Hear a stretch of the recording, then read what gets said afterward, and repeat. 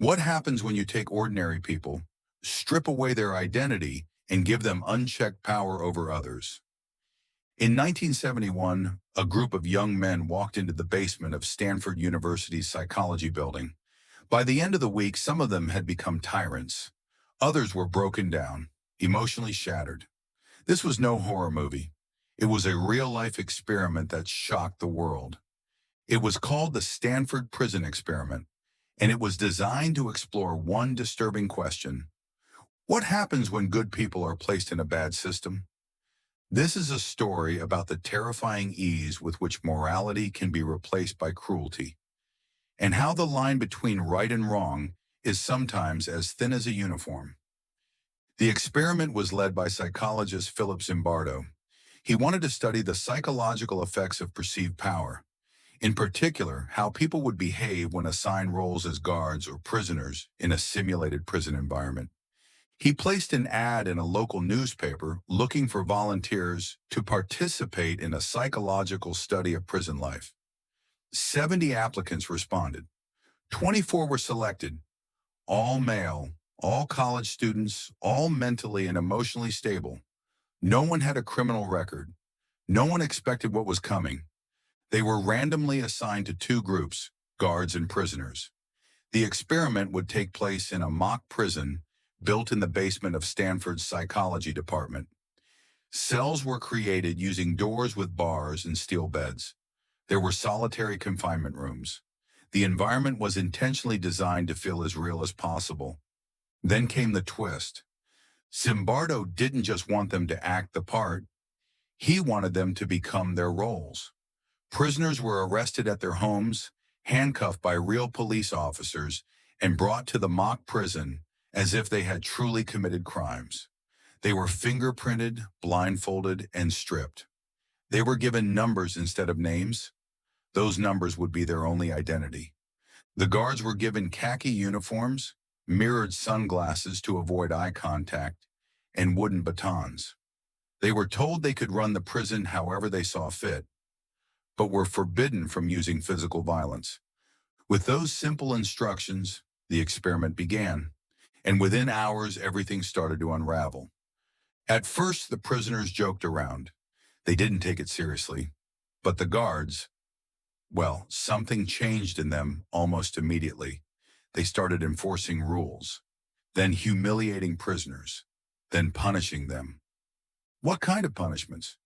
Push-ups, sleep deprivation, forced isolation, verbal abuse, denial of bathroom privileges, and then psychological manipulation.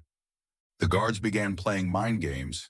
They would wake prisoners up in the middle of the night for counts, force them to clean toilets with their bare hands, or pit prisoners against each other by offering privileges to the obedient ones. The prisoners were stripped of their individuality. They could no longer refer to themselves by name, only by number. Their identities began to dissolve. Some guards, not all, took a dark pleasure in their power. They weren't monsters. They were students, neighbors, classmates, people who probably held doors open for others just a week before. But the uniform gave them something, control. It didn't take long for the prisoners to break down. On just the second day, a rebellion broke out. Prisoners barricaded themselves in their cells by pushing their beds against the doors. The guards responded with fire extinguishers, breaking into cells and stripping prisoners naked. The ringleaders were placed in solitary confinement. The rebellion was crushed. After that, the guards escalated their tactics. They made the prisoners do mindless, degrading tasks, cleaning toilets with their hands, singing songs endlessly, standing still for hours. Zimbardo, the lead researcher, was watching all of this happen, and he did nothing. He had become the prison superintendent, not just the psychologist. He too got caught in the role. One prisoner, number 8612, began showing signs of emotional disturbance on day 2. He screamed, cursed, cried. He begged to leave. Zimbardo convinced him to stay, saying he was just acting. The next day, that same prisoner had a complete emotional breakdown. He was released. More would follow. Zimbardo's girlfriend, also a psychologist, came to observe on day 6. She was horrified. She told him, "What you're doing is wrong. These are not subjects. These are people. You've lost sight of that." That conversation woke Zimbardo up. He abruptly ended the experiment after just 6 days, though it had originally been scheduled to run for 2 weeks. 24 young men entered that basement. Not all of them left the same. So what does the Stanford Prison Experiment really tell us?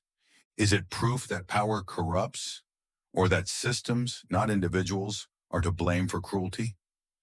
Zimbardo argued that it showed how situational forces, roles, uniforms, authority, can override our personal morality, that the line between good and evil is disturbingly flexible.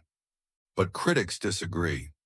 They say the experiment was flawed, even unethical, that the guards were encouraged, even subtly coached, to be cruel, that Zimbardo didn't intervene because he wanted a dramatic result.